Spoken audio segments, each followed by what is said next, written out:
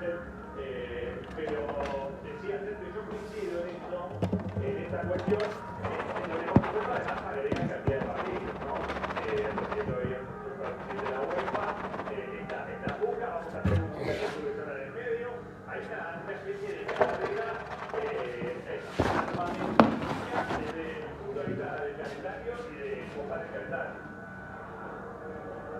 Sí, bueno, no sé. O sea, decía por parte del calendario y pusieron en lista de